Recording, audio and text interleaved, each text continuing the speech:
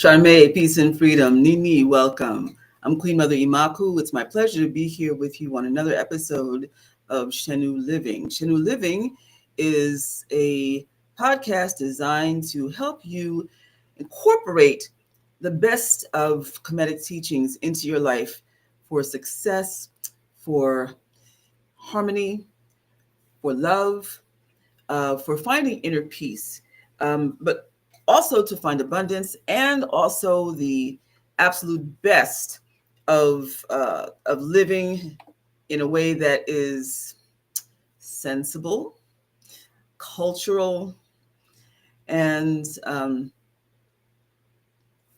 educational and peaceful. How's that?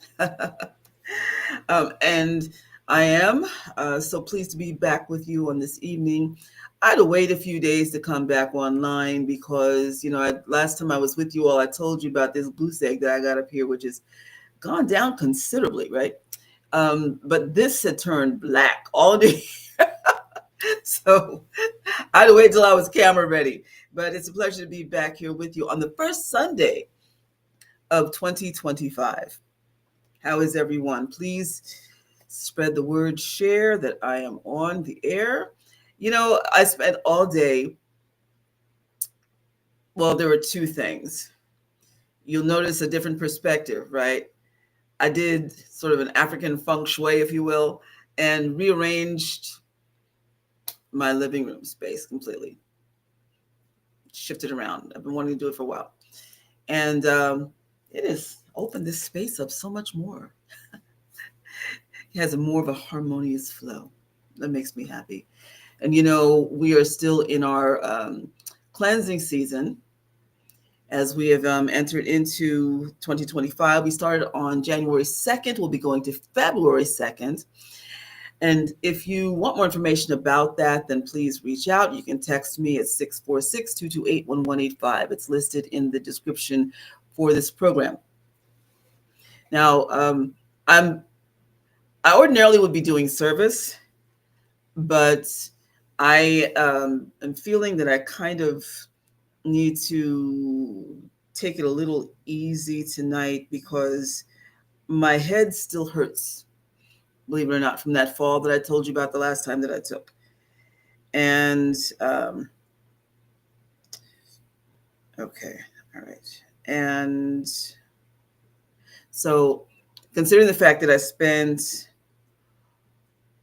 all day cleaning, and then I was on the phone for over 3 hours with Wix because of all the changes I'm making to my website and also to the Shenu website. Going back to it being Shenu Harmonious Living Institute. Picking up where I left off some years back, about 2014, 2015, when we became Shenu Harmonious Living Institute. And, we've gone through some changes back and forth since then, but being in this place of cleansing and clarification and of inner peace and centering yourself and really being able to listen and tune back in, then you find yourself picking up some things where you left them, projects that you opened up, put a lot of work into, but then got pulled away because of life stuff, right? This cycle is kind of like dealing with Mercury retrograde. So I felt really good about that, going back to it being the Shenu Harmonious Living Institute. It is a teaching temple. I've set up a bunch of online classes. And one of the reasons that I had an issue being on the phone over 3 hours with Wix was because I spent all this time setting it up. And then there was a major glitch in their system. Oh my. So that's okay. It was a lesson in patience and an exercise in keeping you cool, right? But let me just pick my head up here. There we go. All right.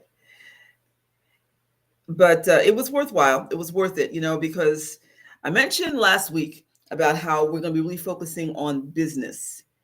And business is all important for the entrepreneur. This is going to be the year for the entrepreneur. So that means we've got to dig in business wise. Even if you've got a side hustle, then you need to take it more seriously, because financial autonomy is so important. Making sure that you're investing in things that are going to pay off for you in some other way, whether it's education, which is why I've set the online school up again with the online yoga classes, with metaphysics classes. Next week will be the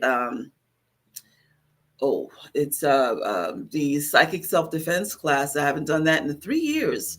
I looked at the date, and I was just so surprised. I thought it was only like 2. Let me just take a moment and do some sharing here. And please, you share too. Let people know that we are here on the air. And I know I always say I'm not going to be long, but I really don't plan to be long tonight, because I need to really make sure that I take care of myself. So where are we here? Okay. And I'm not seeing any conversation. Who is here? How is everybody?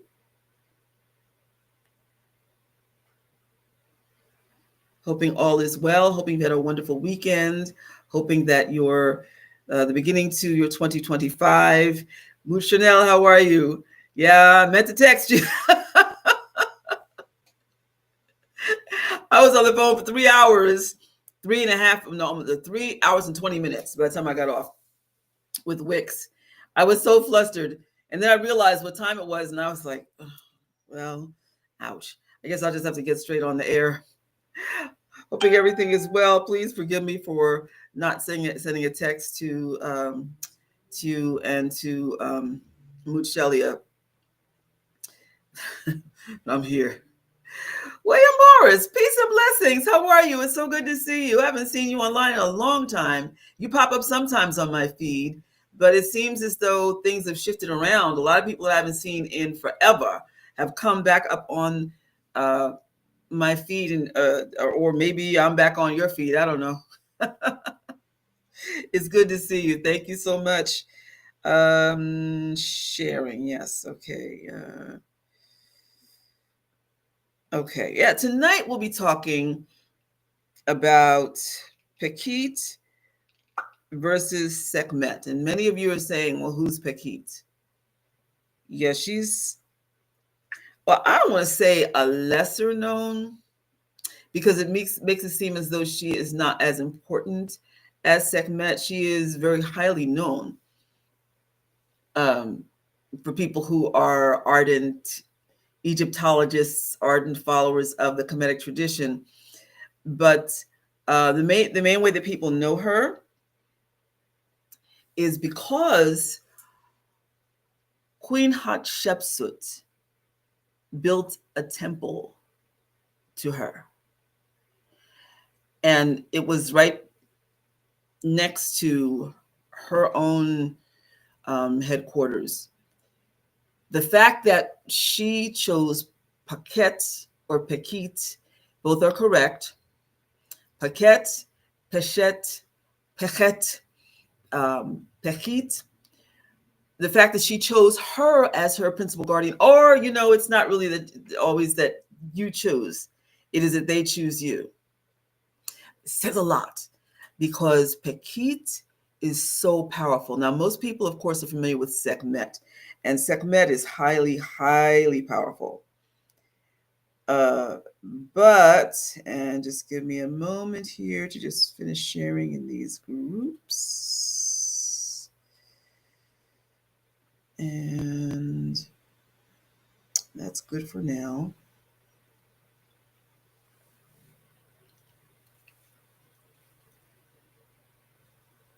Okay. One reason is because she's kind of Sekhmet is like the go-to when you really need to have rapid change. And people mistakenly assume that she is like Oya. I can see why. But the truth is,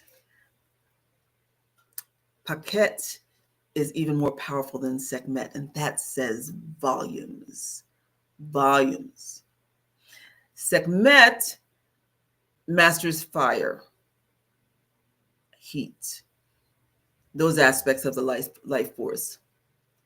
Pekhit is master of all the elements, just like Oya. In fact, her name means the terror, or she who tears, she who rips open with her claws, but mainly the terror. And that's what Oya is known as. That's what her name means, okay? She who claws open, she who tears. Their energies are the same with this one difference. Because Pekhit is in the desert, this gives her another aspect in her knowledge of the elements and her wisdom and mysticism with the elements. But she is also found at lakes, rivers. She is actually all of the elements. Now, there are a few guardians in the Kemetic tradition that are masters of all the elements. Like you have Jehuti. Who else is there?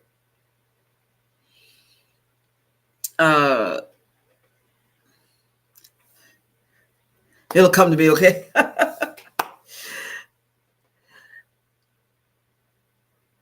Oh, give thanks and praise, the power of Re. Is Sekhmet another aspect of Re? Well, it's said that she's a daughter of Re. Just like this, it's said that Bastet is daughter of Re. Heru is said to be daughter of Re. Depends on which time frame you're looking at. It depends on which kingdom you're looking at. It depends also on which story you're hearing. There are so many.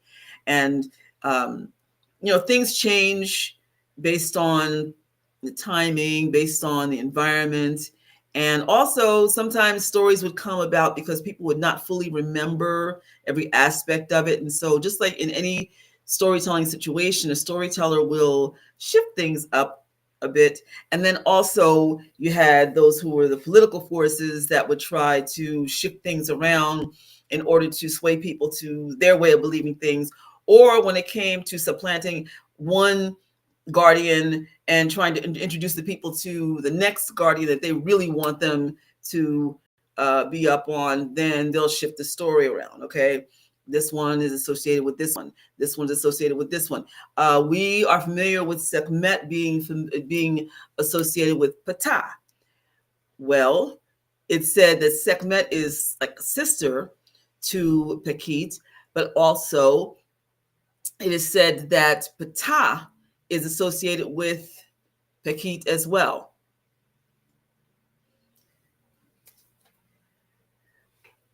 I can tell you, if she calls you, get ready. Because mastery is work. Mastery and mysticism of all of the elements is a lot. A lot is required of you. You go through a lot in order to gain that knowledge and wisdom and experience, because it's not just about storing the information up here. It's very experiential.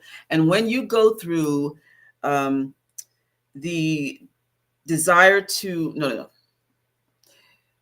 When you are on the path to attain mastery, self-mastery, it is not an easy walk in the park. Okay? You're lucky if you get to visit the park once in a while, because parks are lovely, right?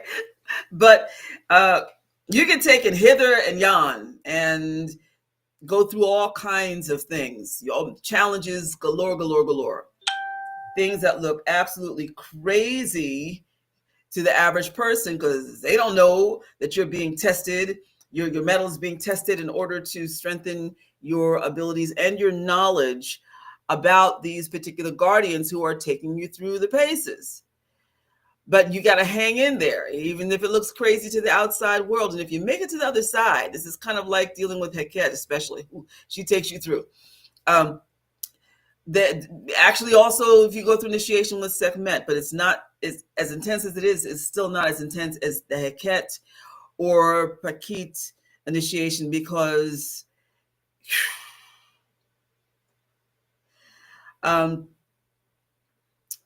so if you hang on there to the other side, then the power is fully yours. Why? Because you've worked your way through all of these situations where you had to rely on that energy in order to overcome whatever the situation was. It's a new level of familiarity. You know, I always talk about the metaphor of being comfortable with the old coat, right?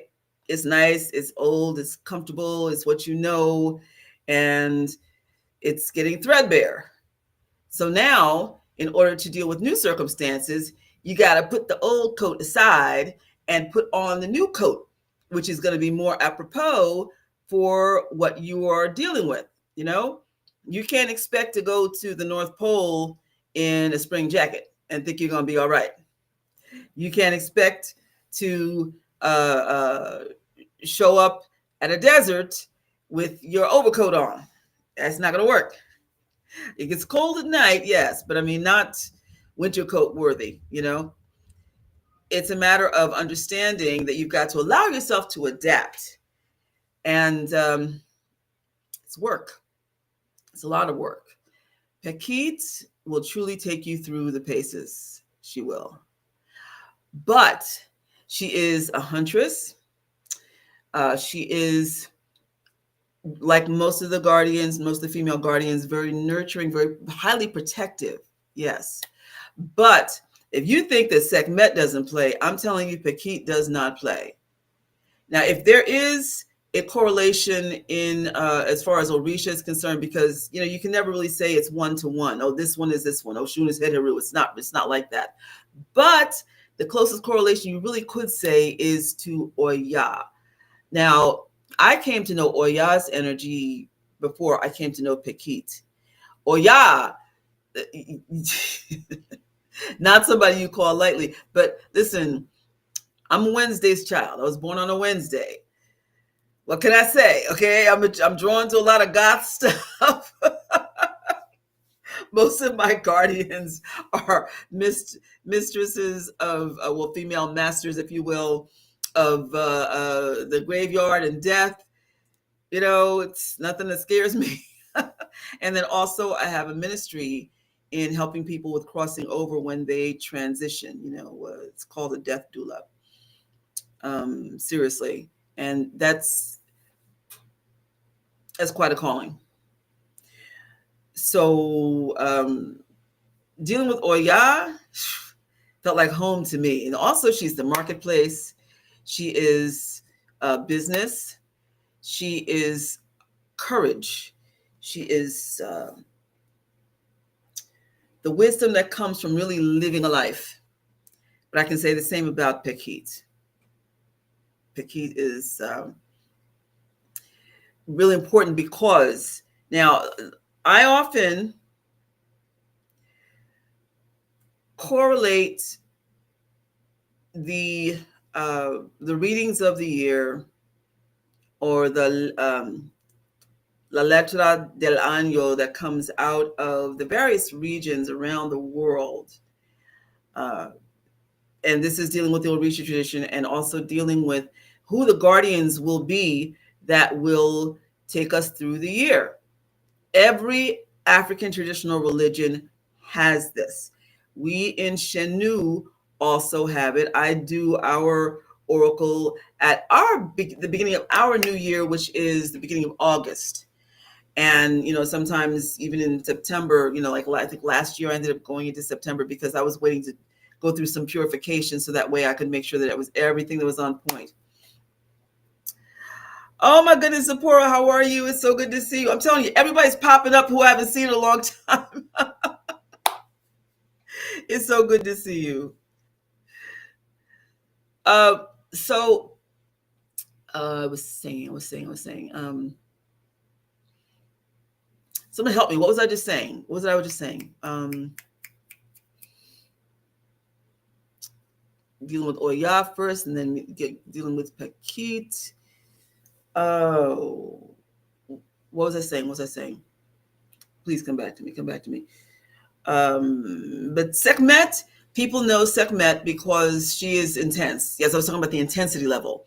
Sekhmet, she deals with eradicating impurities from your body. She is the fever that comes to you that is trying to get rid of infection.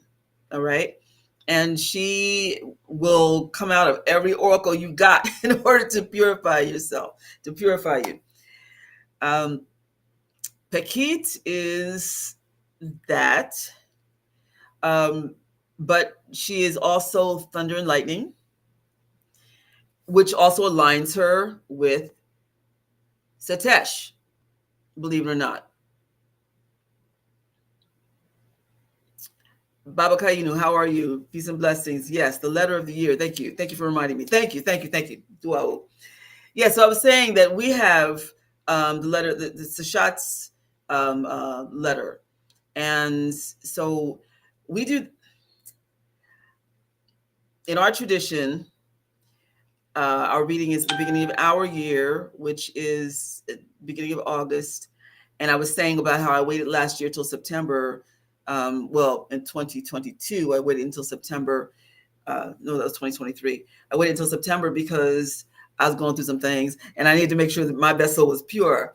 So, and that's still within the time frame that we consider the new year. However, because we live where we live, we recognize also the importance of doing a second oracle reading to see specifically now who is going to take us through 2025. So we have the cycle from August to August, but then we also know there's another layer. Now, the thing that's amazing to me is that generally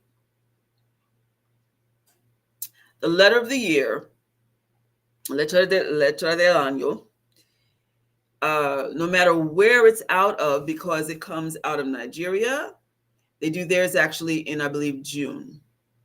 But everybody else waits until the beginning of the Gregorian calendar year.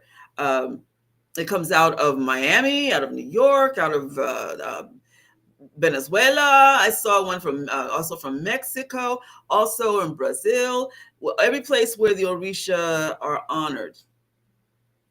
And so I found that, and you know, you kind of go with who you vibe with, you know, who you trust. If you are following my page on Facebook, which is my Blacknificently Latinx Media page, that's my brand, it's my business brand, then you'll find that I posted 2 of the readings, the one from Miami and one from Cuba.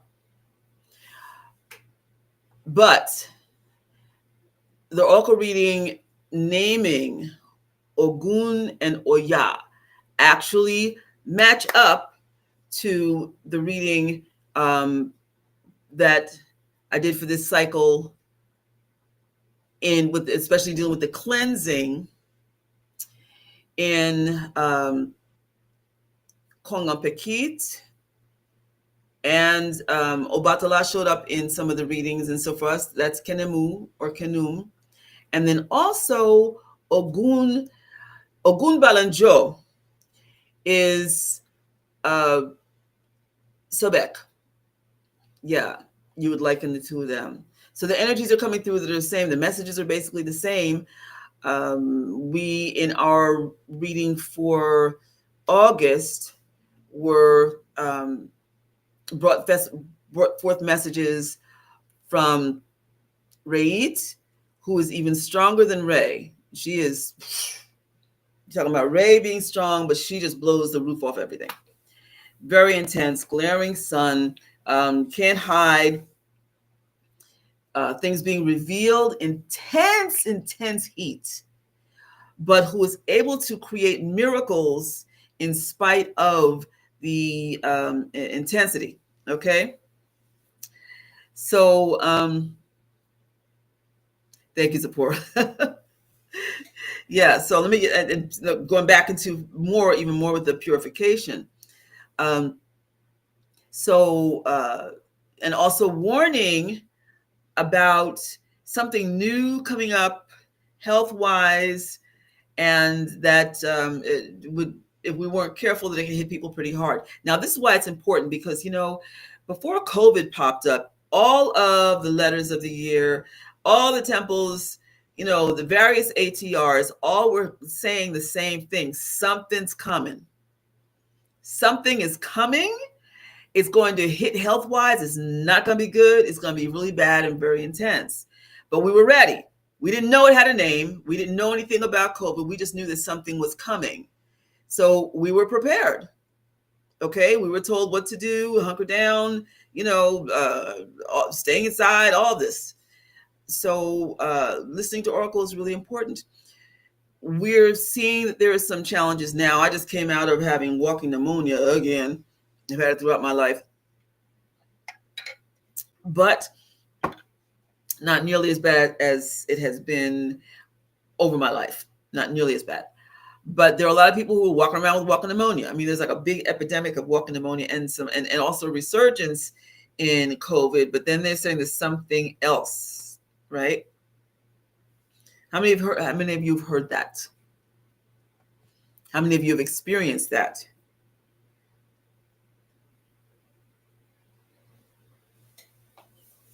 Yeah.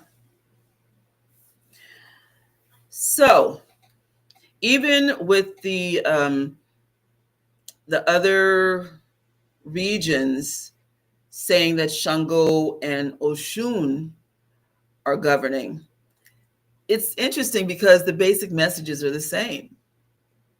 Basic messages are the same. So they are still bringing the information that we need to know so that we can proceed accordingly. What does Pekhit have to do with us then? Okay, so Pekhit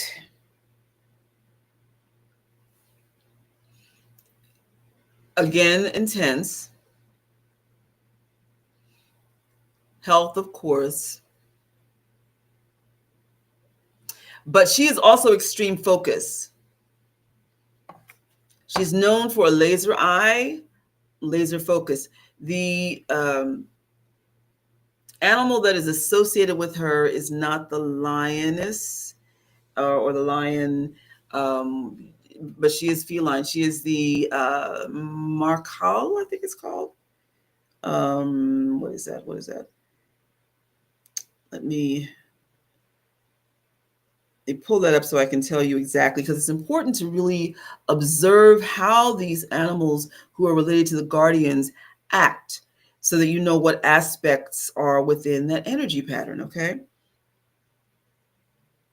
So let's see. And while I'm stopping here, how is everybody doing? Everyone okay?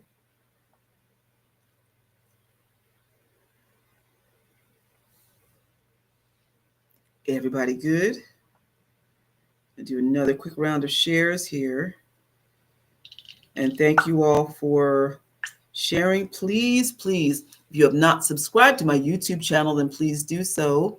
If you have not liked my Facebook fan page at Imaku, it's facebook.com/Imaku, then please, please join. And like I said, above all, please share. And let's just a few more folks. I will tomorrow morning be back in the recording studio. Give thanks. I am almost done with this new album. It's been a joy. It's been an absolute joy.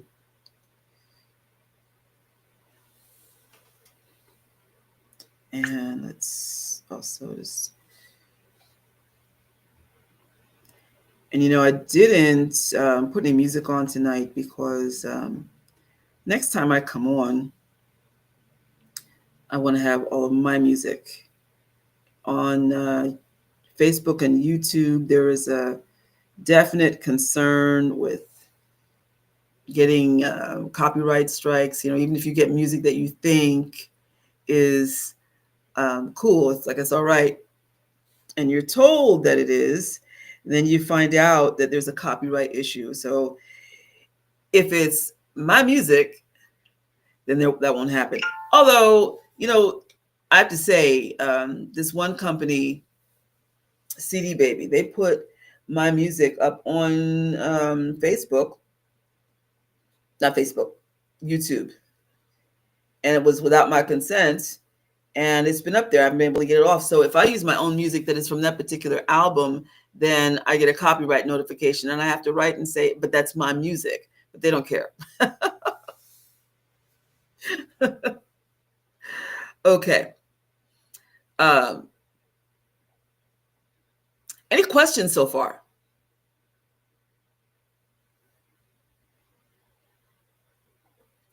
You see my face is still a little swollen over here.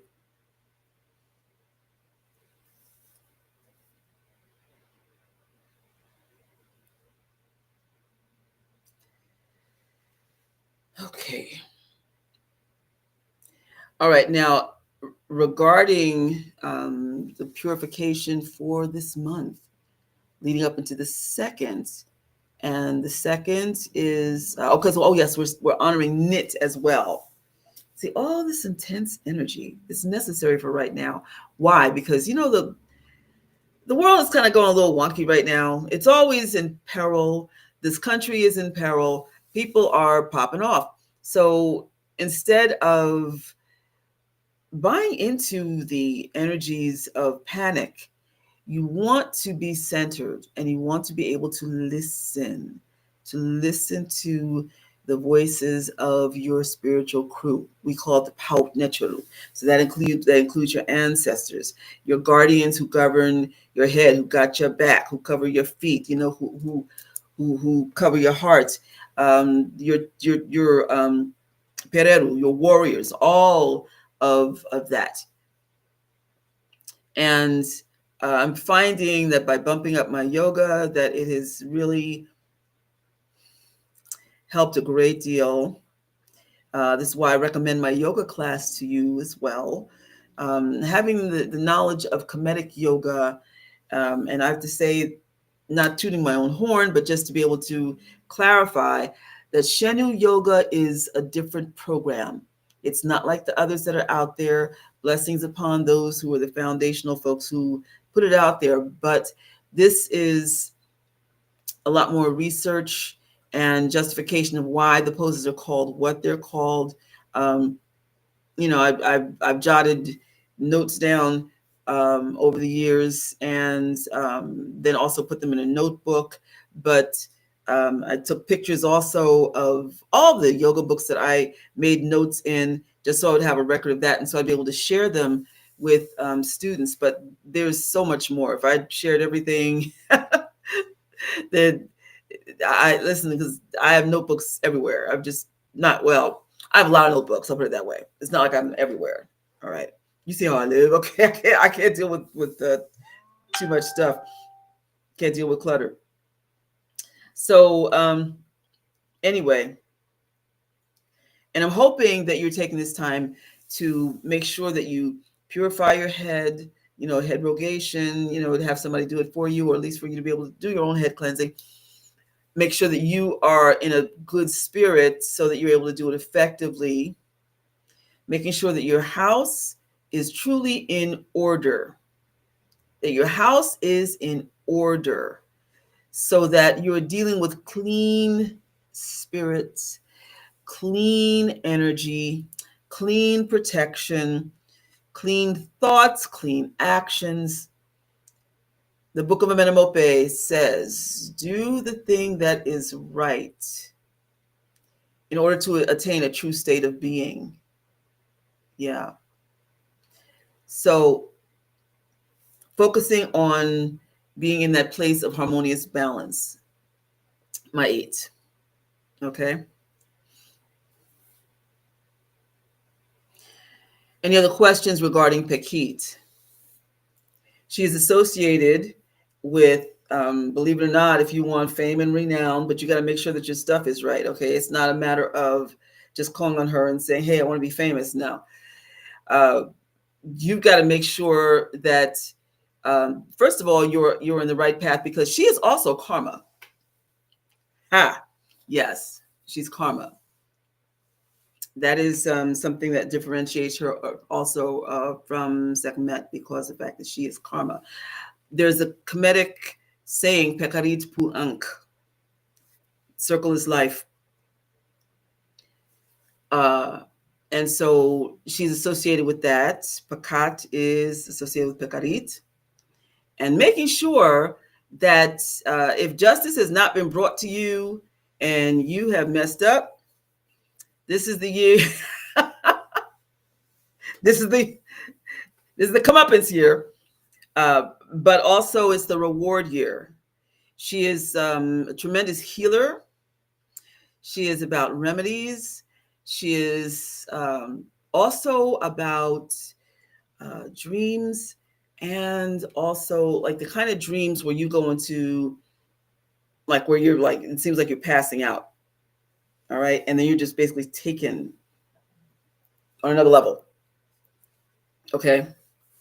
And you receive your messages. She's associated with protection of the dead as well. So she is a connector to your ancestors. So you may find that your information is even more intense or coming more rapidly or with more clarity, which is what you want. This is a time frame where you may get answers to family situations that you've always wondered about, but didn't really have the answer to. All of a sudden, we were talking about the veil the other day, with the veil of Nit, and being brought behind the veil.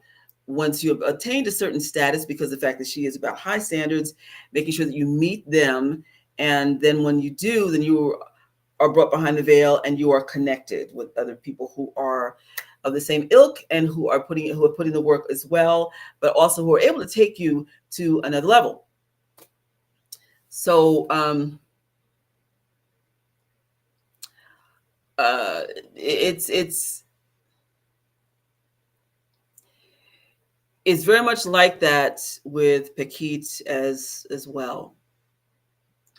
She has mastery over. Well, I want to say mastery over. She has a kinship with animals. Therefore, they respect her because she's able to align her energies with them.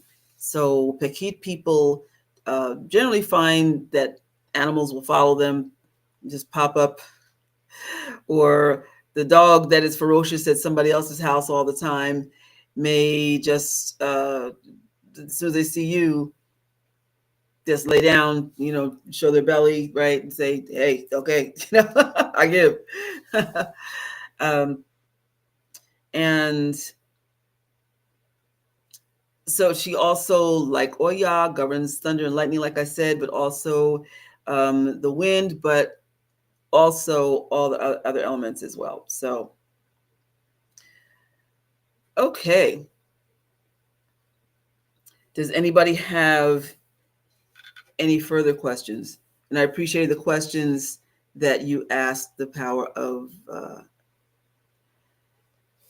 Ray. Your name is spelled in such an interesting way. You've got the E after power.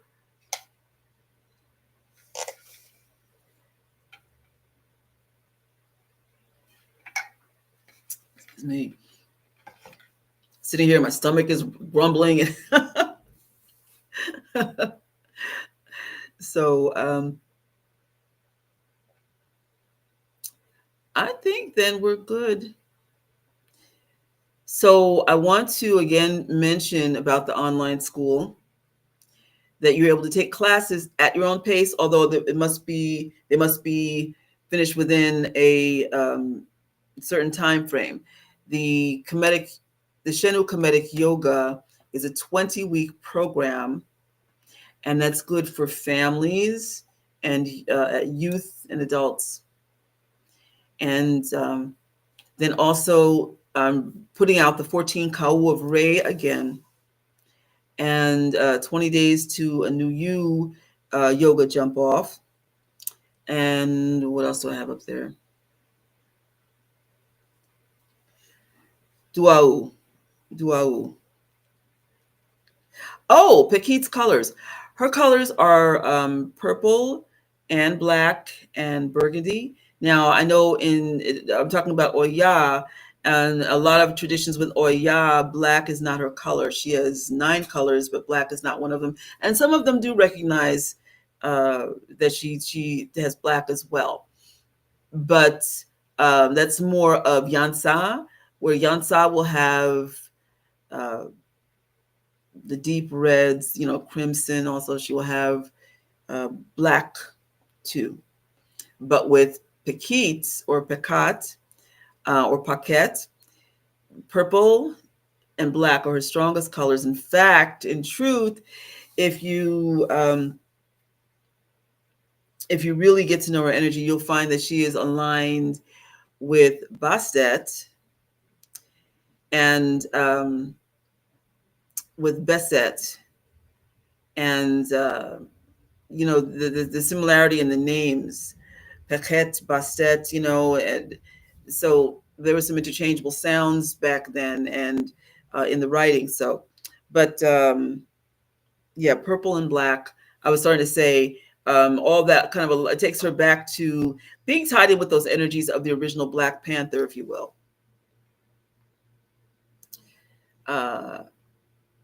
Yeah, okay. So I have my purple and black on.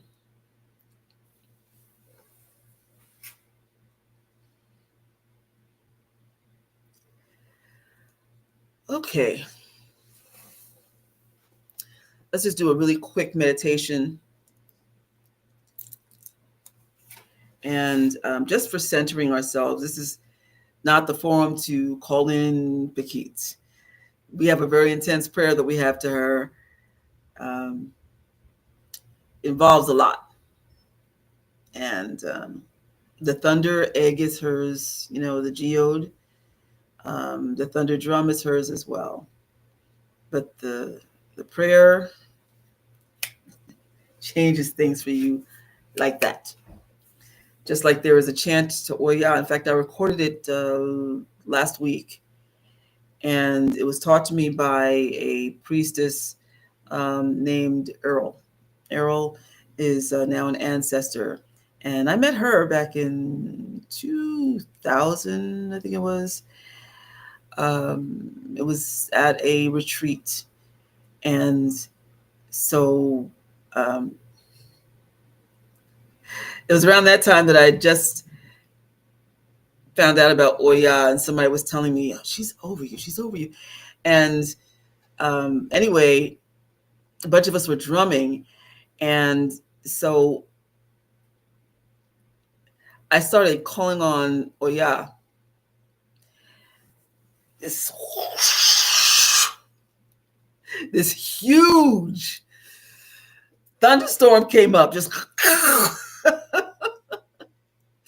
and there were vendors. Oh my goodness, I felt so bad. People's tents were blown away. After it finally calmed down, this little woman comes up to me and she said, "Excuse me, did I hear you call on Oya?"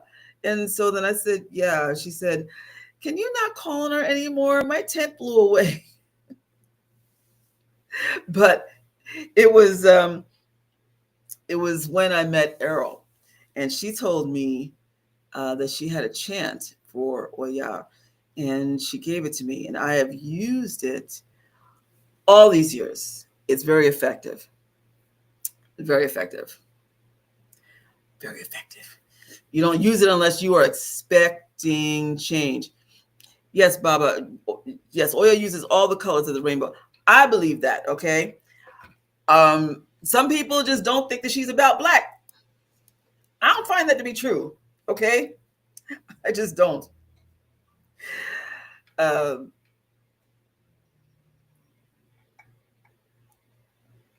it's the same with Pekhit, where it's sort of like, even the way, in the same way that you would not call on Sekhmet easily, you would not just, that's like, you don't play with that, but especially with Pekhit, it is, in case of emergency, break glass, right? You only do it when, I don't even know if they have any of those boxes anymore, but the idea that she is an energy that you must grow into or be born with and still learn how to work with before you just randomly call on her. If you're in an extreme situation, like a domestic violence situation, and you have to get out and you're just trapped, then that's who you call on. Okay. And also, in general, when it comes to extreme justice, you've been getting raked, that's raked over the coals in court. Things are not going your way and they should be. She is divine justice. She is karmic justice. Okay. And so very protective of her children and those who do their best to live righteously. That doesn't mean that you are expected to be perfect, but if it's shown that you have a general, sincere desire to do what is right and to live the right way, and to recognize that you're not on this planet alone, and that you're just trying to live harmoniously with your environment, with your neighbors, with the community, right? That doesn't mean that you're a patsy. It doesn't mean that you walked all over. Okay, that is not her energy at all. She is high levels of awareness of the atmosphere, of the environment, but because of that, that makes you even more cognizant of your place within it and how you should act and react in that environment. So that makes you mindful. That's truly what mindfulness is. All right. You are really in a place of mindfulness. Then I was talking before about renown and how she will bring you shine, right? She's going to make sure that you are rewarded with favor. And the renown is for a purpose. It's not to big your head up. It's because you are doing something that other people should know about, whether it's because of inspiration, whether it's because of a service you have to offer. Okay. That's how she works. Okay, wow, you've been so faithful, right? And so attentive to your path and doing what is right and doing what is in accordance with divine, because of your divine alignment with your destiny road. I'm going to make it even bigger. I'm going to make it even better for you. And so, oh, yes, she's also the one that you call on to return any negativity that's sent to you. Yeah. There's a symbol. If you study all the words that are around her, you'll see where it is about the vortex, which you can get caught up in, or it can reverse. Uteb. Just so that's that return to sender deal,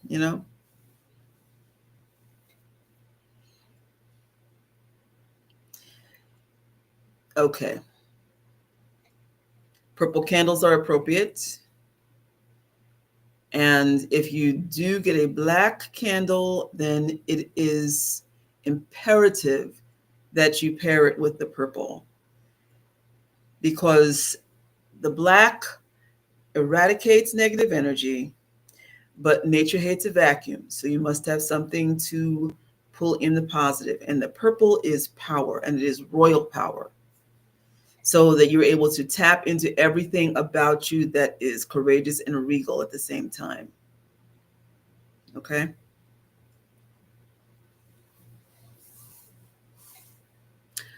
All right. It's been a while since I've talked about things on that level. Again, reminding you that starting on Thursday, the Shenu Kemetic Psychic Self-Defense class will be available online. And that is a 7-day class. So it'll go from the 13th to the 19th, from the Monday to the Sunday. And you're able to view it at your leisure, but you've got to make sure that the class is done within 7 days. Okay. And yeah, so much on the horizon.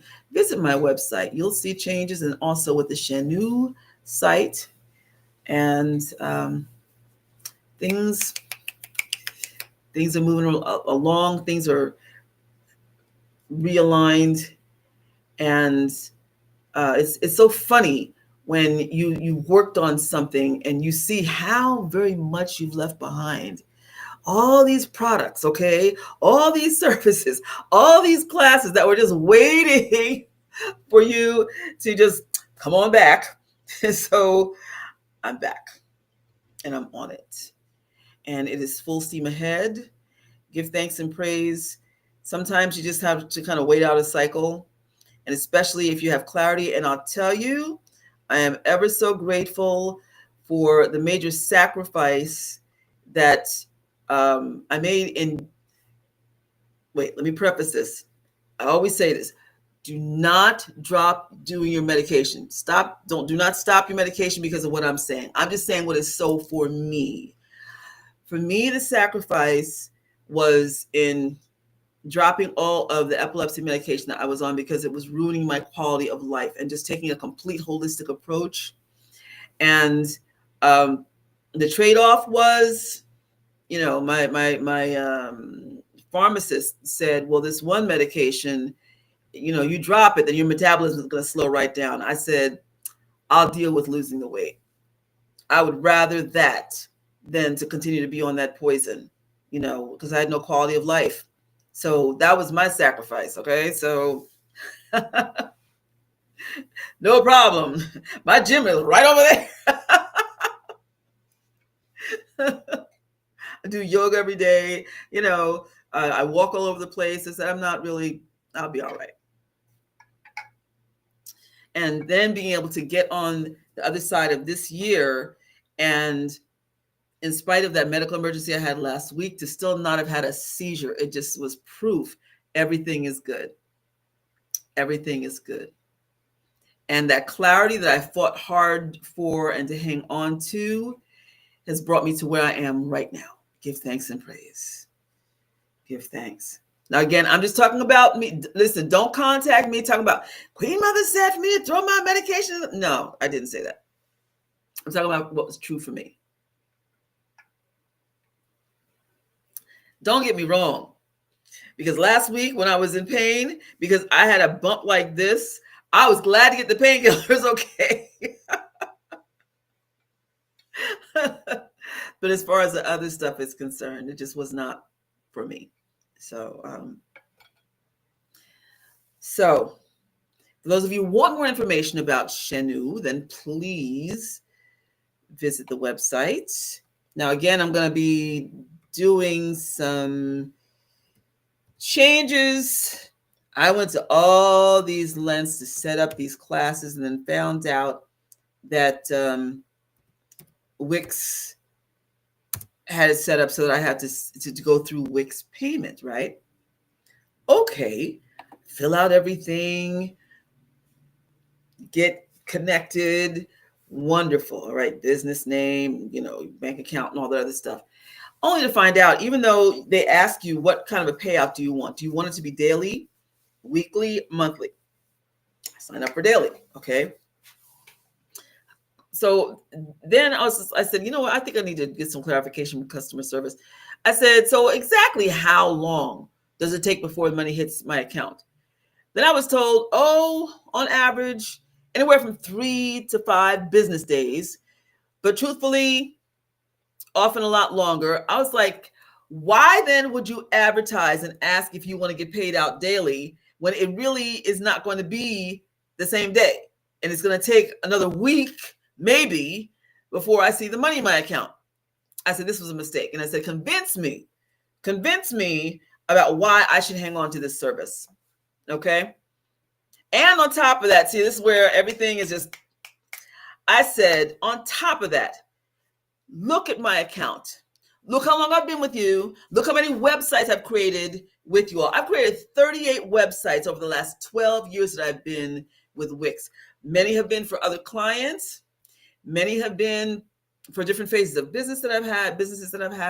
But the fact is, all told, I created 38 websites over the last 12 years. Oh yeah, and then they took my money for something they should not have taken it from, and then they were like, well, sorry, we can't refund it. I was like, how is it that you took it? You weren't supposed to take it. And now you're telling me you're not going to give me my money back. I said, see, I keep giving you all chances, right? But let me tell you, I'm good. And at that point, I'd been on the phone about 3 hours at that point, okay? And they put me on to the next person because I asked about the video storage that I had for the classes, right? Because I said, you don't have anything explaining where I'm able to upload the videos, because that's a different platform. And with the online classes, even though you're talking about and you're asking, do you want to be a drip class, blah, blah, blah, where do I upload the videos? So whole issue with that. So at the end of the conversation, I said, you know what? 12 years. I've given you all a lot of money, a lot. Okay. So I think really it's time for me to start searching for something else. Every time you come up with some new bell or whistle, okay, I give you another chance, but then it turns out that the whistle's broken. The whistle and the bell both are broken. Okay, listen, it's served its purposes in terms of my being able to produce some lovely looking websites. But just so you know, those are sites that I create from the ground up. I don't use their templates. If I do use a template, it's just rip it apart so I can rebuild it completely. Okay. All the artwork that you see up there is my graphic art. I make the choices in terms of the colors, the fonts, the style, all of that. And I recently went through a revision because every few months, I'd say, well, maybe two or three times a year, you should do something to tweak your website. I'm in a new place in my life. And so I said, I need a new look. So that's what I did. And I have the colors of Oya up there. I found out a bunch of different things were not working, so people were not able to purchase things the way that they should have been able to. Purchasing my dolls, it's not a problem, but my music and so many of these other products and services. So I said, ultimately, I don't need this other thing you had me sign up for, do I? Because I can just go ahead on and keep posting myself and put up the tabs instead of going through the formatting that you all have, with getting the online store. I was so excited about that. Oh, great, everything will be categorized and all this. I spent all this time, right? Same thing with the online school. Oh, perfect. Descriptions, cost, all this got, the artwork, everything's all set up. And then things fell apart on their end. So listen, this is a time for change. So I need to check into some other companies like I've been doing over the years anyway, but just never made the leap. But, this is the time for radical change. So you got to do what you got to do. And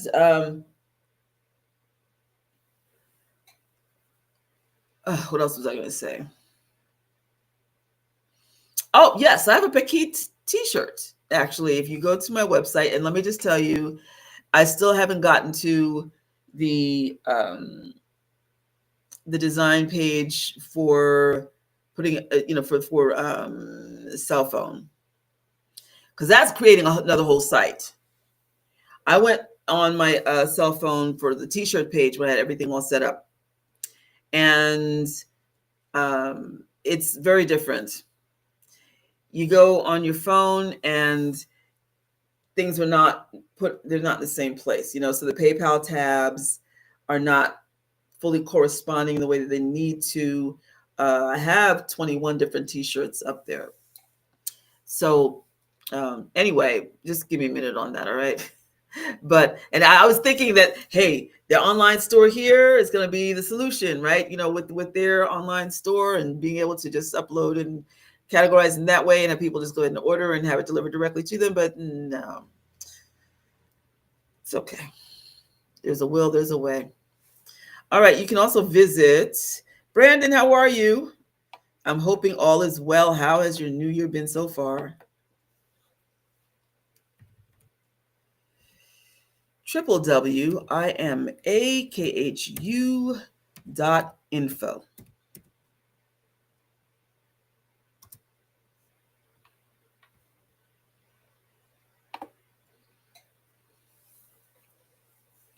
That's where I've got most things so far. Let me say, in defense of Sekhmet, if you need to get rid of something that is poisoning your system, then you would call on her. Poison, that's also Renenutet,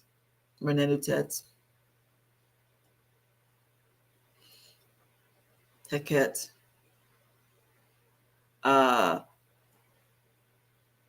I know that Pekhit does deal with some aspects of poisoning your system, but see, Sekhmet is all about eradicating any toxicity, and that means for the people in your life too. Although that's similar to Pekhit too. So, I mean, you may have somebody who you don't even realize is somebody that's no good for you, and next thing you know, they're gone, and you find out later why. But with Sekhmet, if you call her in, oh man, she is basically like, she's like the wildfire. She's just gone. That's why you have the balance with Ptah, because he represents the earth and creating a new foundation. See, this is her purpose, where she gets rid of all that is toxic. Say, you've got a crumbling building that needs to be your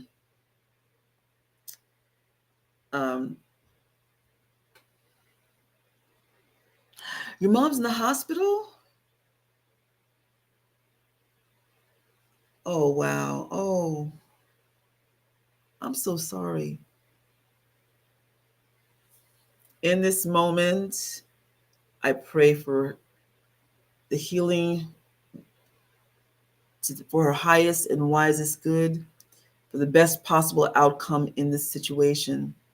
I pray for your patience and your easing of anxiety around the situation. Anytime you have a relative in the hospital, especially if it's your mom, then that's a 12 alarm situation. It's very disheartening. I pray that she's able to pull through. I pray that Sekhmet visits her. The original hospitals were the temples of Sekhmet and Serket and Nit. Yeah, I feel like I'm forgetting one. But Sekhmet's temple was originally a hospital. She is definitely an intense healing energy. And so much, much love to her and to you. Ms. Yummy Soul Food. She cleaned the house. Who can tame? Who can tame us? Who? He says he can tame us. And which one are you saying is cleaning house? Sekhmet or Pekhit? I think kind of both. But see, I've told this story before. I knew this priestess who was a priestess of Sekhmet, so she said. And I remember when she showed me her temple, I looked around and I said, wow, where's the water? Right? Because everything was like fire, candles and everything. Don't you know that temple burned down to the ground? Mm-hmm. No water. If you have Sekhmet, then you've got to have water somewhere. You've got to have the balance. You've got to. Now, the other side of her is Het Heru, because many of you know the story, right? Because first it was Het Heru who became Sekhmet, and then after they plied her with all that liquor, then she became the docile Het Heru again. Although there's nothing docile about Het Heru, she's kind of gangster too.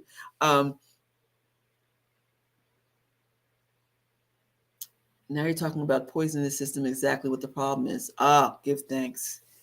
Give thanks, give thanks. Poison, Sekhmet, Serket, Renenutet. That's the Hekau. And you would have it in that order because Sekhmet definitely is the initiator. She gets things going. Serket has a specific knowledge in poisons and is intense about it, but is more the link to continue carrying it out. And then you have Renenutet, who is the cobra bite, the poisonous snake, but who was able to eradicate and to pull out the toxins, and also then bring about the harvest. Okay, so that's the result. Boom, boom, boom. All right, so it's like 1 + 2 = 3, right? We need you to teach us balance. So when are you starting school, my queen? So that starts next Monday on the 13th. And, those classes for the 7 days, that's $50. For the 20-week program for the Shenu Kemetic Yoga, which is where you will learn the symbols, you will learn the mantras, the Hekau, you will learn the Kemetic names, you will learn a lot. That will be available next week as well, and that's $3,000 for 20 weeks, and that's at your leisure, except you must finish it within the prescribed time, and there is a certificate of completion when you are done.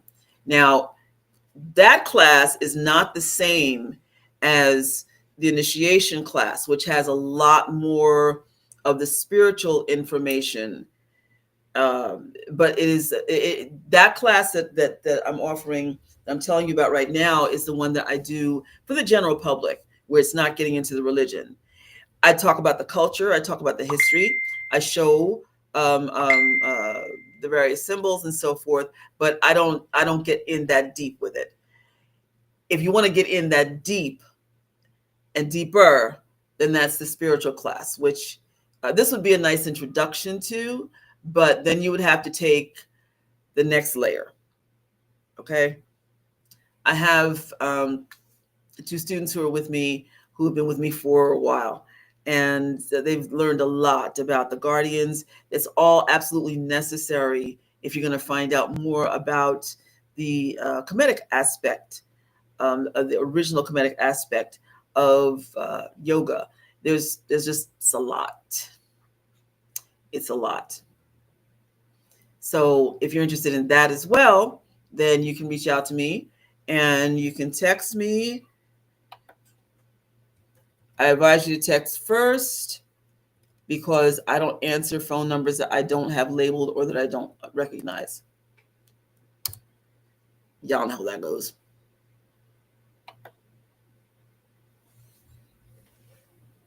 Text me first, I'll respond back, okay? I'm Super Sigma Hayoka Empathic Intuitive.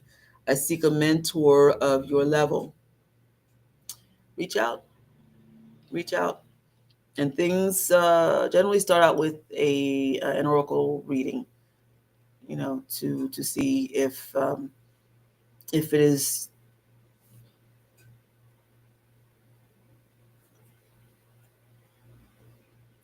I paid for food and clothes so I can pay for my soul's growth.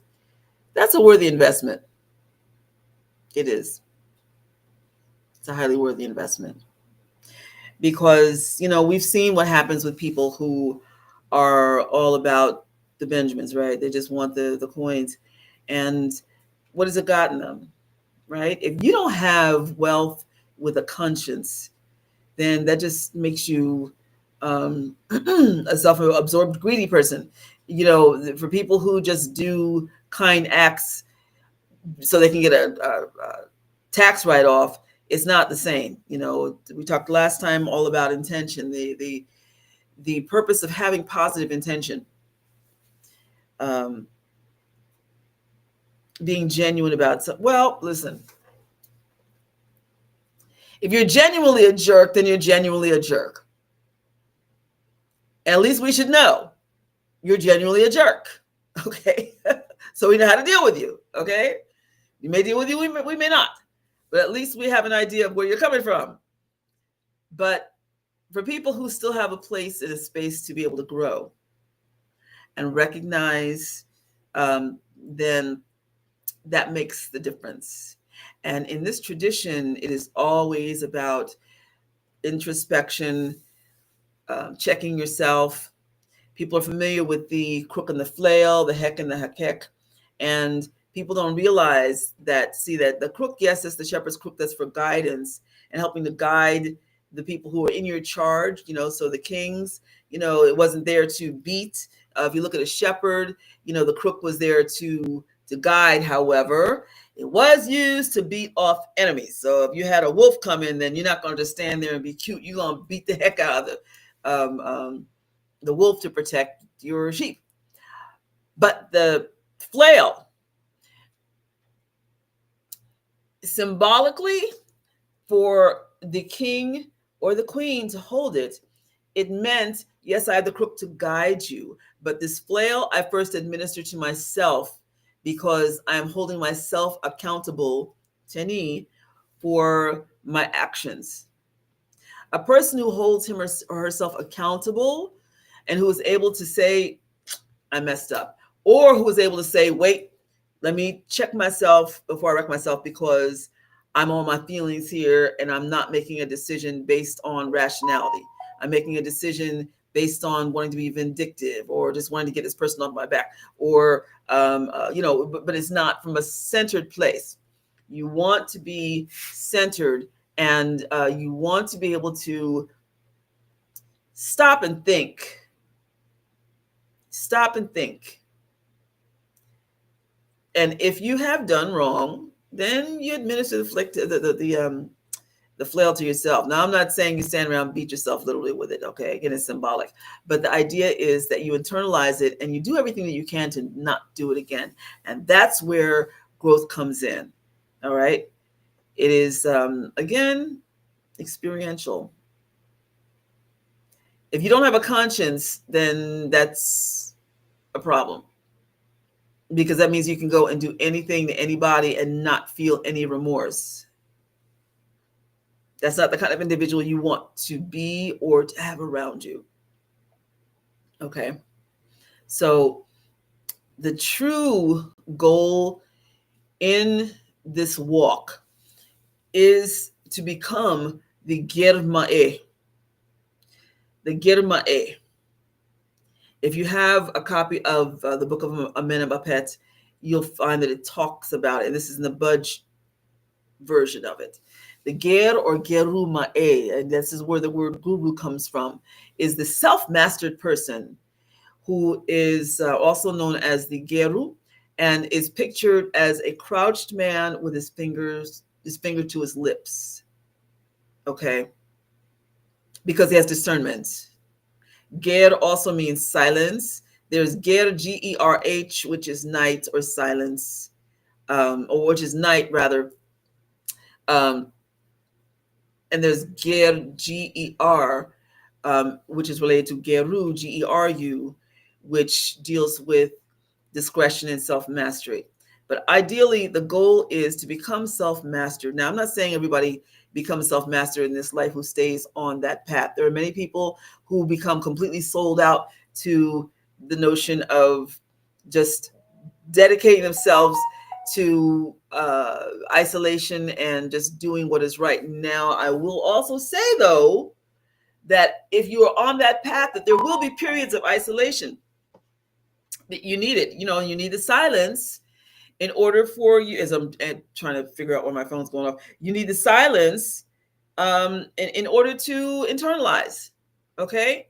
And just to kind of shut things out. But if you end up using it as a way of trying to escape from, oh, give thanks, got your message, okay. Oh, I got two messages. Okay. Wonderful. Give thanks. All right. Okay. All right. All right. So I'll be in touch tomorrow. Okay. All right. Sister Darlene, Lafayette, it's good to see you. So,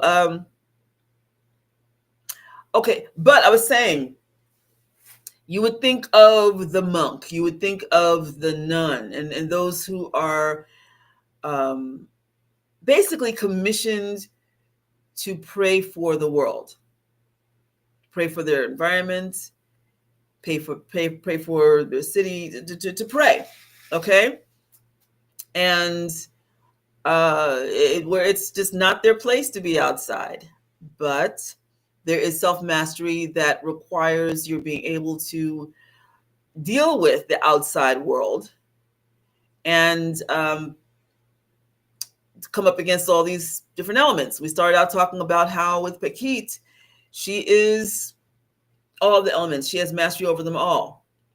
Well, you can't gain mastery if you don't go through it. All right. Just like you have experiences and you get tested. You're in school, you learn material, you take a test to find out if you can go on to the next level. It's like that in life. So the path of the Geru is self-mastered. And the Geru Ma'e is not only someone who is self-mastered, but also who is a seer. That's what the Ma'e is. Oh, actually, it's Ma'a. Geru Ma'a. Ma'et is harmonious balance. Ma'a means to see. So the Geru Ma'a is a holy person who has the gift of prophecy and vision. Okay? Give thanks. Well, Sister Darlene. Morukwe. Okay. I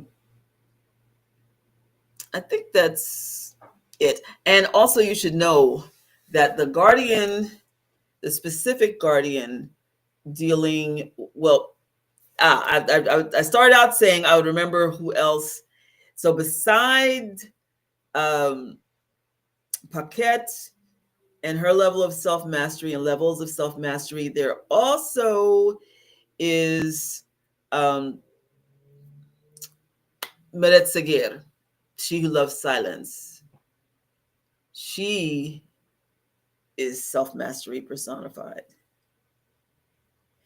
I have a t-shirt for her too on my website, and there she is depicted as a beautiful white snake serpent. I have another one that I created of her where she's in a yoga pose. And that's along with the self-mastery as well. And I want to touch back on something real quick also with those who are in isolation, who are like monks and nuns. You know, when you have those who basically have the job of praying for the world, that also means that they're so psychically sensitive that they need to have protection. All right. Kind of like Rapunzel in her tower, sort of, you know. but well, not so much, because she was put up there as opposed to her choosing to be up there, and she became very paranoid about the world because of what was being fed into her and all that other stuff. You know, listen, I'm a musical theater person, so I'm thinking in terms of the rendition that was created by Stephen Sondheim in Into the Woods. Okay, but still, with Rapunzel, she was a captive in the kind of nunnery, and I don't know what you would call it for the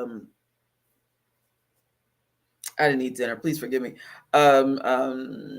You have the nuns and I just said they are not the priests. The word is, you all know, but they're called. It's a calling.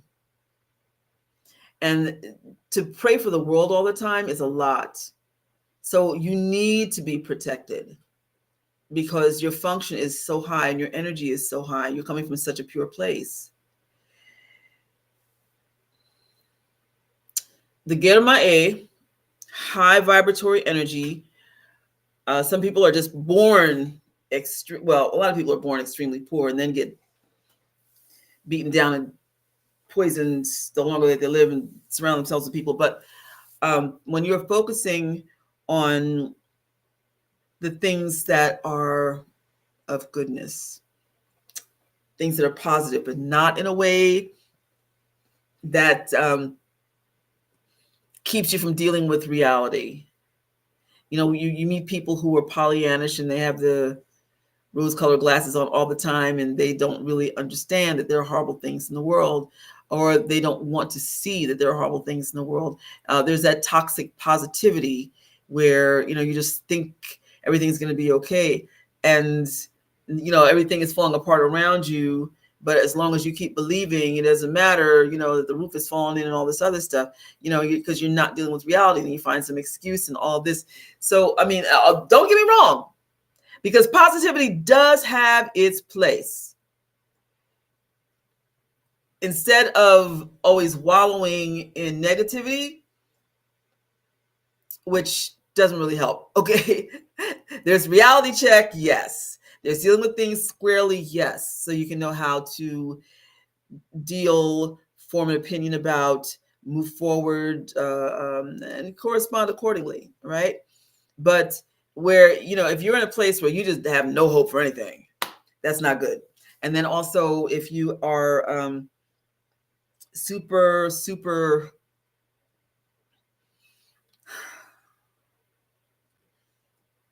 you know, and listen, I've been there where everything is just, hey, you know, listen, I had to have some serious life lessons to really show me it ain't what you think it is out here, you know. Aset went through that. Very positive. And then because of her role as the guardian here, she had to find out what it was really like to serve humans. You know, all of the guardians went through the whole time of being in the flesh in order to better understand the condition of mankind, so they would know how to better serve. Okay, she had major wake-up calls, major. Even though she was powerful, and even though she had her definite opinions about the patriarchy that was on the rise, and she had a lot of resentment against it, and she did have some chutzpah, she did, okay, but still there were a lot of things that she was just clueless about, and she got lessons real quick. And that's what it's like when you are on that path. You know, you get the upside the heads, but they're necessary lessons in order for you to be realistically awakened. But also, we believe in limitless potential in things happening. So even though you may have all of this dread and horror and trauma, you can still come out with an outcome that people would just not believe, that sound like some kind of a fairy story, that sound like the ending of some movie, right? You can. But you can't live in that place of constantly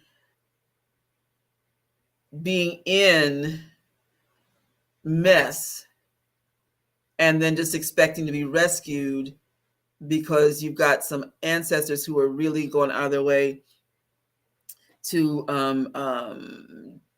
shield you, or because you've got people who are just like, oh, you know, and then go out of their way to try to shield you. And you know, I mean, you just y'all understand what I mean? Unlike, you know, here comes the narcissist word again, but like when you're dealing with narcissists, you know, they throw a grenade in and then hide their hands, just boom, right? But then, even though they're standing there with the remnants all over their faces, and everybody else around, everybody else covers for the narcissist, right? Because they've invested so much of their own personal energy into this person, so they will go out of their way to just completely make it seem like it never happened. And then the narcissist never takes accountability for it, because why? He knows good and well, or she knows good and well, that they're always able to get away with it because other people enable them to. When you're really awakened and you realize you messed up, then you do what you can to fix it. I live in guilt every day. Sometimes I feel like I'm behind in things because of the period of time that I missed from when I was on medication from the epilepsy, and I was just in a fog. I mean, so then you wake up and you're like, oh God, first of all, like, did I really make these decisions? Wow, did I really do this? Wow, oh my God, so being a conscious person, you're constantly in the state of trying to fix things. In the I Ching, there is a hexagram or gua that's called, it's the 18th gua, and it's called repair that which has been destroyed. Yeah, and it's depicted as like a can of worms that have been feeding on some festered stuff. And while that sounds almost like a hopeless depiction, the fact is that it's called repair that which has been destroyed, and that means that there is an opportunity to fix it. That's the blessing. And as long as you take yourself seriously with that and want to fix it, then, even though it may take time, I'm here to tell you, sometimes it does. A lot of times it does. But still, the fact is that you can. And, I have to say, also come to a deeper level of understanding about people who have had serious drug and alcohol issues, who then get themselves clean and then realize all of the different scenarios that have caused so much pain in other people's lives. And then for those who are in the program, then they have to write letters or make phone calls to people to apologize, so that way they can be held accountable. And you can say, even though I wasn't fully present, I own the fact that it hurt you, and I'm deeply sorry, and I'm going to do what I can to fix it. Now, if you have a person who accepts the apology, but then they are bent on making your life pure de hell by reminding you all the time of what you did, instead of letting their foot up off the gas and just, okay, we're just gonna coast with this. I got you. I feel you. Yes, I'm still healing from it, but I see where you are. Okay, if you have somebody who's constantly going like this to you, that's, listen, you made your apology. Because that doesn't mean that people have the right then to continue to throw in your face a time where you basically were not yourself, where you were highly at the whim of this drug, this medication, this alcohol, whatever, right? Even for people who go through severe levels of different mental illness, or even if it's not mental illness, even if it's, like, okay, a lot of y'all know I'm on the spectrum, okay? For those of us who are Aspies, who are on the spectrum, and there are times where once you start, before you really start getting a clue about how to get a handle on living with this neurological condition, where you may hurt people's feelings because you come out of your face with something, or maybe, listen, I feel bad because there are times where I don't recognize people. I have poor facial recognition. That's part of my condition, okay? And if a person changes their hair, they're wearing a hat, or they're not wearing a hat the next time I see them, or whatever, I feel bad because they'll come up and they'll be all friendly, and I'm thinking, was this right?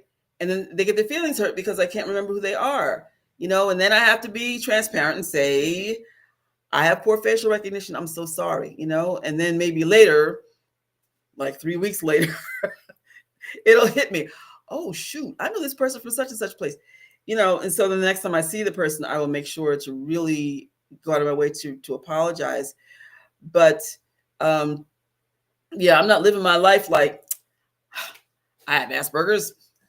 I don't have any accountability. No, because I'm trying to be a good person, Yeah.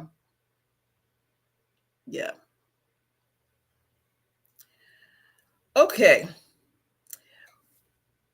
Well, I thank you so much for being here. as we continue on this journey. Brandon, I seriously I'm keeping you in prayer. As someone who can be a hermit, even hermits need balance and getting out and touch grass. Yeah, that's true. That's very true. And see that again, speaking about the Aspie thing, that's a spectrum thing too, where we can just stay inside and be just happy as I don't know what. To tell myself, go outside.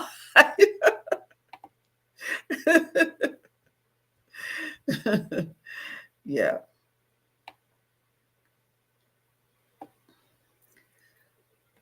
Which condition is it you're working with someone, Baba? And where are you located? And Anderson is a family name of ours. We are we're part of the original Andersons, the Kate Anderson um, lineage that came out of Virginia, that was given 636 acres of land by the person who owned them. And when he died, the manumission laws were changed in Virginia because of that. And then eventually we moved to North Carolina and now New Jersey. Our branch is the Anderson Artists, Ortiz. So where are you from?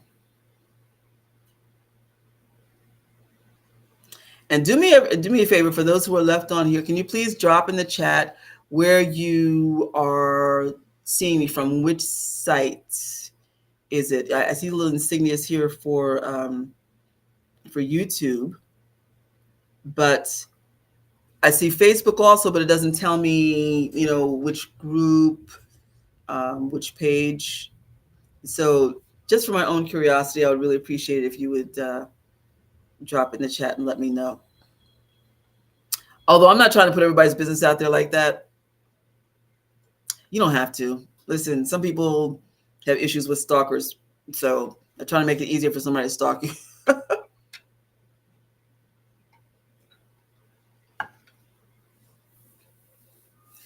Okay.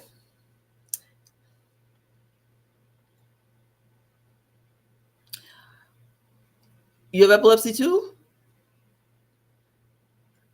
Wow, I'd love to have a conversation with you about that. And your father's from South Carolina, so is mine. You're in New York. My daughter's in New York, or in New York. New Jersey? Okay, Jersey in the house. Y'all know I'm in Newark, right? Ocean Diamond, peace, everyone. I'm unsure of the topic discussion, but because I saw Sekhmet in the title, I wanted to share that I recently made a miniature sculpture of Sekhmet goddess, and don't know if it's coming across this is a good thing. No, listen, Sekhmet is wonderful.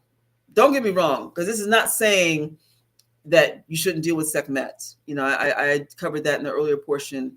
Darling, you're in the Bronx?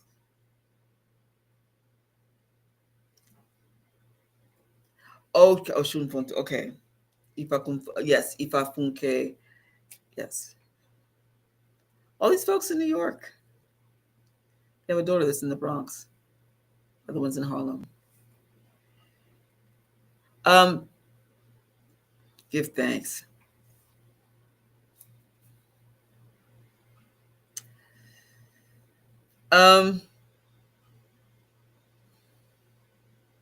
So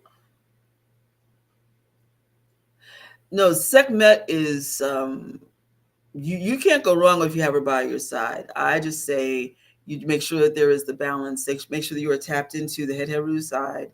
There was a priestess of Sekhmet one time who was telling me she didn't understand why everything was burning down, why she was losing money, why everything in her life was falling apart. So I told her, well, have you been baptized? Number one. Because you need to be able to have the balance of fire and rain in order to deal with Sekhmet. And also, Oh, someone you're working with has epilepsy. I got you. I got you, Baba. But also, Sekhmet is not who you call on for money. Ah, yes, there's a distinction too. Sekhmet, she dries up your resources. Whenever I've done classes and we've gotten to Sekhmet, I've learned to hurry up through it because I tell you, every time I have taught about Sekhmet, all of a sudden, everybody in the class, all of us went broke at the same time. Her job is to dry things up. So she is not the one you go to for abundance. You can go to Pekhit or Pekhit for abundance. That you can do. So she removes, but also she will draw in wealth. Absolutely. But Sekhmet, that's just to just eradicate. After that, then that's why you have to have the balance, because you don't want to be stuck with nothing. Okay? In the desert, right? Not even a mirage to make you feel as though things are cool.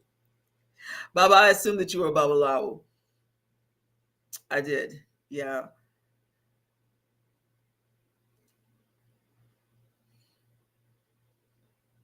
See, you pick that vibe up just from online. Give thanks. I am Kemetic, but I still honor Orisha and Loa. And there have been times where different situations have arisen, and you go to who you need to go to, and you get down the way you need to get down. So a lot of us in the tradition have our different people that we go to. Okay.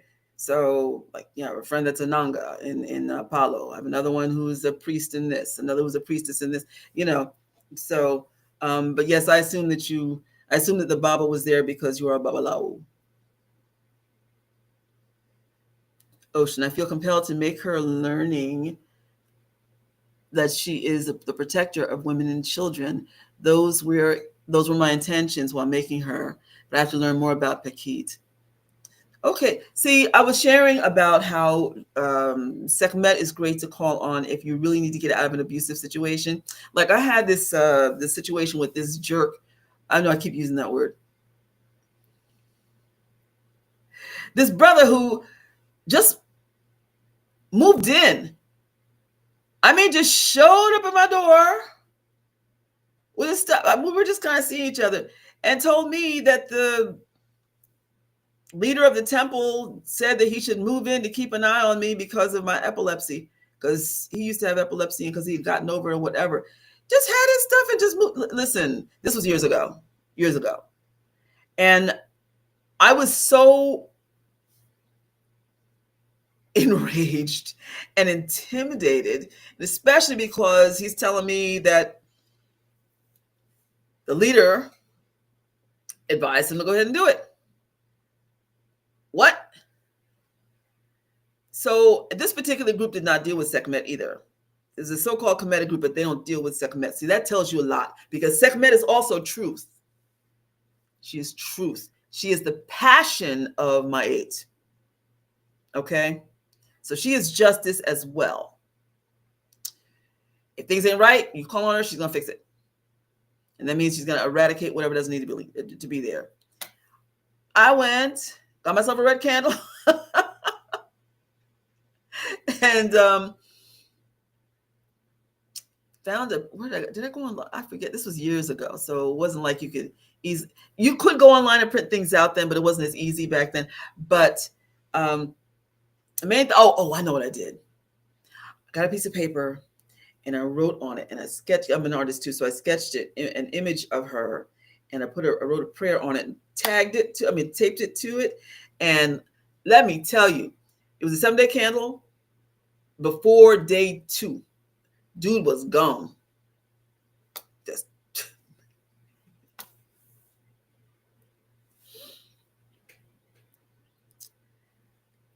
Brandon says she's almost akin to 1, a hot spirit, yes.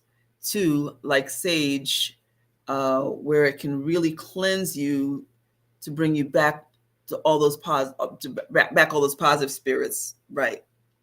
You talking about Sekhmet or you talking about Pekhit? because Pekhit runs, well, she can run hot and cold, just like, like with Oya, where she can be like a gentle breeze, but then also she can be the hurricane, the tornado, right? The water buffalo, just right.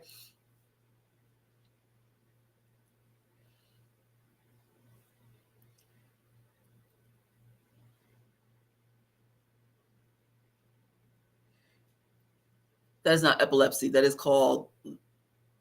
Let me laugh. Let me laugh out loud. I think that went over my head. Sekhmet. Yes, I agree. I agree.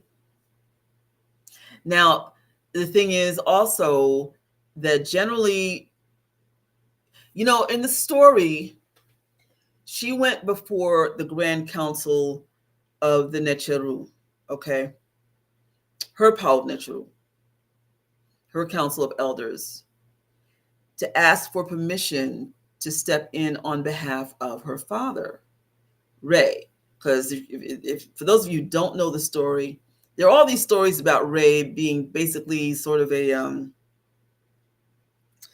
misogynistic, boastful,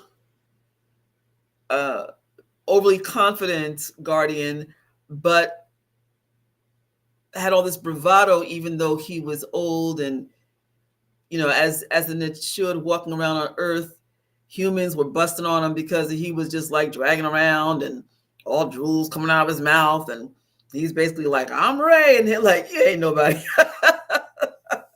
So people weren't respecting him, and there was an uptick in diseases because people were acting out. They were just like acting buck wild. So they weren't respecting their health. They weren't respecting one another. I mean, people were just acting crazy. And because in their minds, Ray had no authority, they didn't care. Now, Ray represents the life force and respecting the life force. And even though in these stories, Ray comes off as a pompous, jerk sometimes, still is, the fact is that we all still need to respect the life force, right? So he originally went before the council and he said, "Look, you see these humans laughing at me? I mean, this isn't right. I'm Ray. So Sekhmet comes forward. She brings her a tablet and lays down the offering to the Paut Necheru, just like her father laid down the offering to have the conversation. She brought her tablet and then, reverenced them and then said, "So listen, my dad, he's old. He really can't see just how bad it is. I mean, he knows it's bad, but it's really bad. And it's killing me that they don't respect him. And the fact that humans who we have expended so much energy on to help them to live better are not respecting their blessings, and especially the blessing of health and life, which is what her father represented. So can I handle it on behalf of my father?" And the council said, "Do what you got to do." So she handled it. Okay. She started taking people out. Now, there is a metaphor to this where some people think that what she was doing actually was withdrawing the toxicity from society, and she took it upon herself. I believe that too. She took all of this energy in. And this is why I think that's what happened, because in the story, she goes in this ferocious, just spree, just indiscriminately killing people. At first, she's taking out the people who are unrighteous, but then she just starts killing everybody. And according to the stories, because she liked the taste of blood. Now, this is the story that I've been telling, okay? And this is what I really believe, because of the fact that as a professional storyteller, and also as somebody who's a cultural observer, you look at the deeper aspect of things, and also the history around it, and, the different practices when it came to different women's mysteries.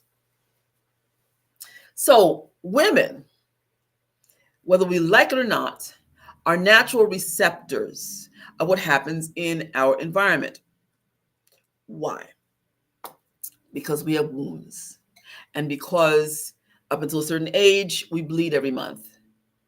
And that makes a woman more susceptible to the toxins in the environment. People don't realize the mom in a household is bearing it all, okay? In a workspace, the woman, people don't understand why is it some women, as soon as they get off work and it's Friday, they go and they hit the club. That's because they're trying to work all that toxicity out of them. Then you also have the situation with, not meaning to be too graphic, but where, things can get kind of like jammed up um, with clotting and so forth. That's because the energy is just in there. And so women deal with a lot. And it used to be back in ancient times that women would gather at the moon cycles and do drumming and dance and chanting in order to move that energy and transmute it to positivity for the community. That's when there was a strong awareness of the power of the woman as receptor, as a mystical vessel, and as, if you will, a type of savior figure for the community. Because, well, that's another story. That's another like really deeper story. But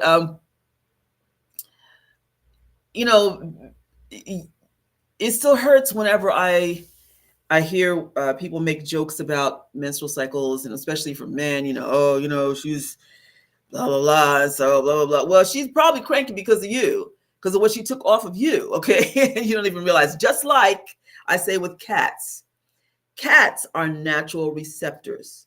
People think cats are lazy. No, they are.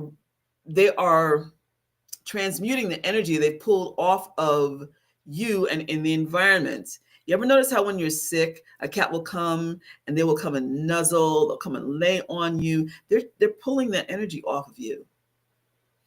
And then people will say, oh, cats are lazy because they lay around. No, they're working, and they're also trying to transmute. And also they need rest because they're in constant pull in, transmute mode.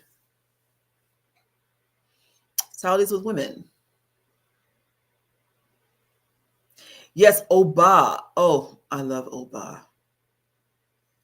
Oba handles abused women. Also, that's Obanani.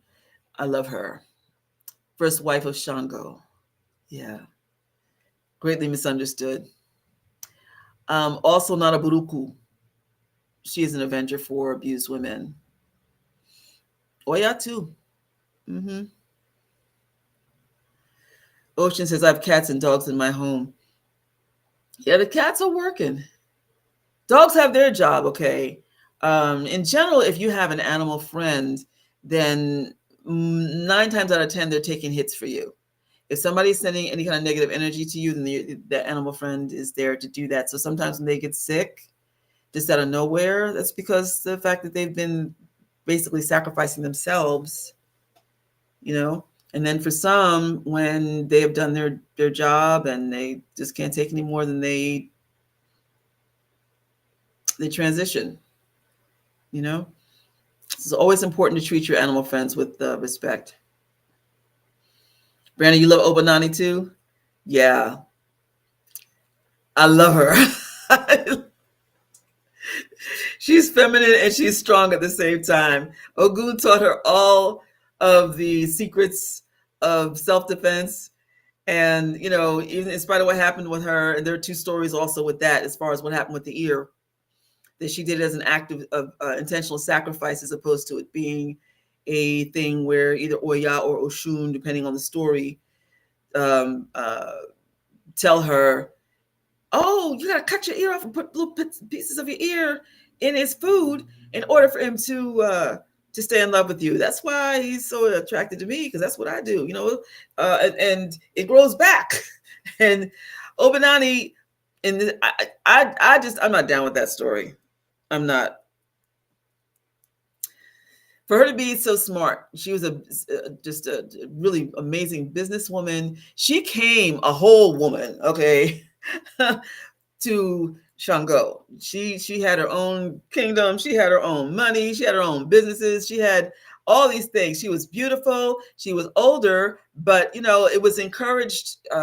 Shango was encouraged to marry her because of the fact that she was older and beautiful and had all those things. She was strong. So I don't buy into the whole thing about her being so insecure about um, Oya or Oshun, that she would do such a thing. The story that I buy into is the one I know where, and I have to go back and finish the Sekhmet story, but the one I know where, because because Shango was at war and there was not any kind of a meat source in the house, things were scarce, and she felt that she needed protein, and so she sacrificed herself. She sacrificed her ear in order for him to have protein. That sounds really extreme, but to me, it's more in keeping with everything else that's known about Obanani and the way that I knew her energy to be, as opposed to her just having these moments of insecurity. Listen, she was all that. She was first wife, and she was what many women aspired to be. So,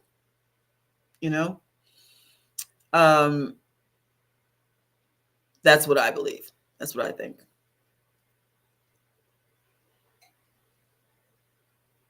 Ocean says, I believe it. My dog whimpers in his sleep sometimes. And yes, he's my baby. Oh, what kind of dog is it? I'm a cat person. When I raised my kids, we had a dog. Poor thing. That poor dog took a lot of hits. Every one of my animal friends just took a lot of hits from me. I had a rabbit. I had 2 rabbits. And yeah, the mystical rabbit and the other one that was like crazy. Couldn't help it. It was his breeding. But yeah, I've had birds that took hits from me. You always give thanks to your animal friends. Always.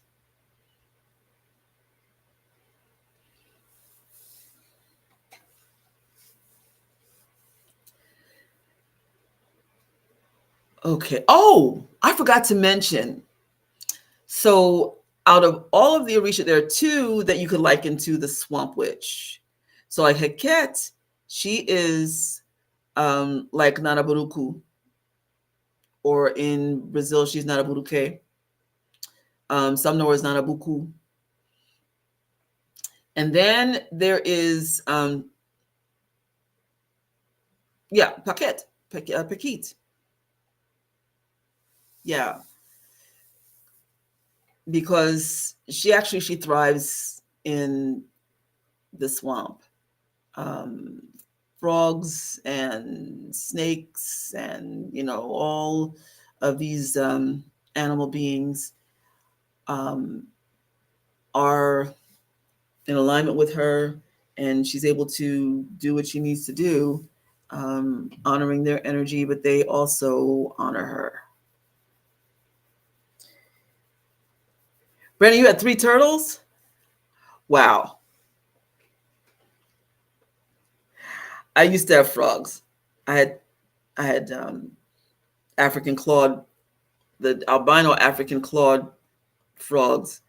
Those are some vicious frogs. They were the dwarf frogs too. They do grow, but I mean, still. Oh my God. So one frog, no, the 2 frogs beat up the one of the goldfish and killed the other one.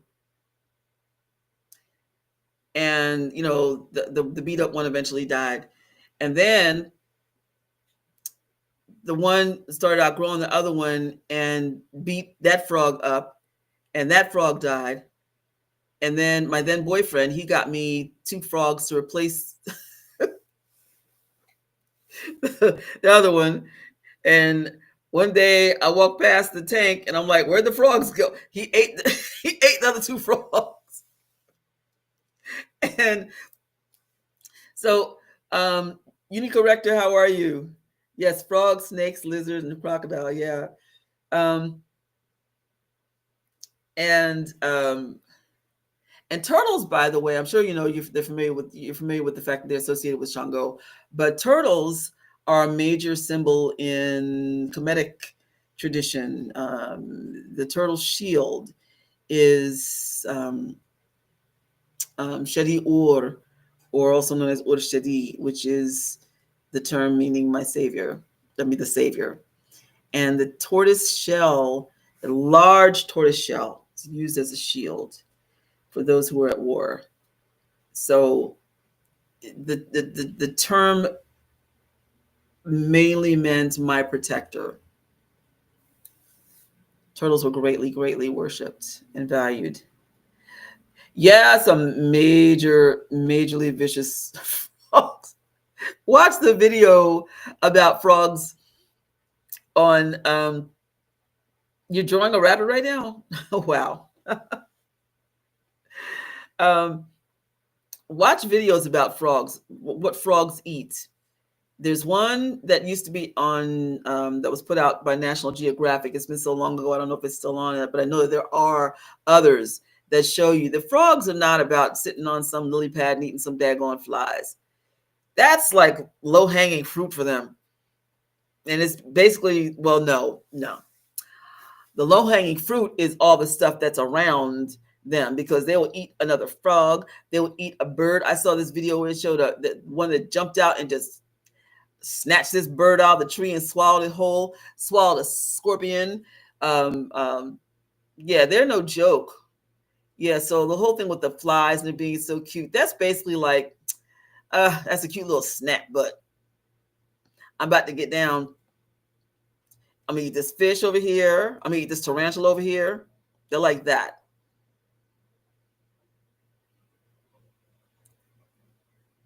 Tell us more about what turtles mean in Ifa Baba, please, if you would. Like I said, I've only known it in association with Shango. I was in a relationship for years with somebody, on again, off again, and he was very Shango, and I was Oya to his Shango. I love the story about Oya and Shango, where Shango is he's been in battle, and he's weary, and he shows up at his favorite wife's house. Now, even though Obanani was his first wife, his favorite wife, well, no, he loved Oshun too, but he had that whole ride or die thing for real with Oya, and because he is the thunderbolt, she's the scattered lightning, and he can do nothing without her. He can't even go into battle without her. So he's battle worn, and he shows up at Oya's house, and he's just like, oh God, I can't go back out there. He's lost his confidence, and Oya, she's cooking for him, making all his favorite foods, and she's bigging him up and saying, you can go back out there. You just need to rest. It's okay. You just need to rest, and reminding him, you're Shango. You've done this, you've done this, you've done this. And in the meantime, she's making him feel all good and, giving him good food and so forth. And finally he gets the guts to go back out there. But Oya looks out and realizes that all of his enemies are hanging out around her house, that they must attract him there. Okay. So she says, got you. She cuts her hair and then pins the hair to Shango's head and puts on one of her fabulous gowns and one of the, her fabulous crowns, and shaves the beard. And so it's in order to make them think that it's her. So so Shango, he leaves the house and he's walking with the proud, majestic walk of the beautiful Oya. Nobody messes with Oya. And the warriors, they see her and they're like, oh, they salute her, Hekwo, Hekwo, Hekwo, and so then when he gets far enough away, Shango calls for Kabiosili, the house, the horse, his horse. And the horse comes out of nowhere, and he jumps up on it, and he pulls out a sword, and he starts chopping everybody up. And then Oya comes out of the house. She's got her pants on, and she's ready for battle. She's right. So they're like, wait a minute, what? And they just commence to just whoop it all. I know. Why would I like that story? Um, I told you I was born on Wednesday, right? So, but I love, see, for me as a woman who believes in being ride or die unless you mess me over. You mess me over, then that's it. Okay. But in the meantime, I'm going to do everything I can in order to make sure that the man of my life is successful, that he's happy, that he feels good about himself. I will fight for him. I will. Okay. Unless you betray me. If you betray me, then all bets are off. And hey, I can't account for whatever karma comes, but whatever. But I love and relate to that about Oya, and I remember when I was telling that story to my then beloved, and I'm telling you, because he wasn't familiar with Orisha culture. I'm telling him, he's like, yeah, babe, that's us. That's us. I'm Shango and you're Oya, So I deeply, I love that. That's probably one of my favorite Batakis.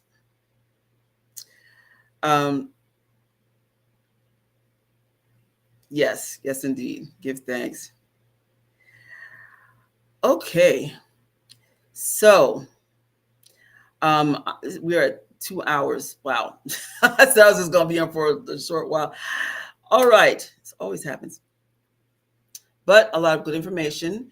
Hopefully you're empowered by it. And let's continue through this cycle of purification and cleansing through the new year. And if you have any other questions, please reach out to me. I am Reverend Queen Mother Imaku. And I look forward to seeing you next time. And we say, Merea, which means much love. Heri, which means be at peace. Teni, which means to be accountable. Jebewi, which means to exact mercy in the right circumstances. Be responsible with how, where, and when you are compassionate and merciful. And remember to be appropriately compassionate and merciful to yourself. Be good to yourself, all right? Until next time.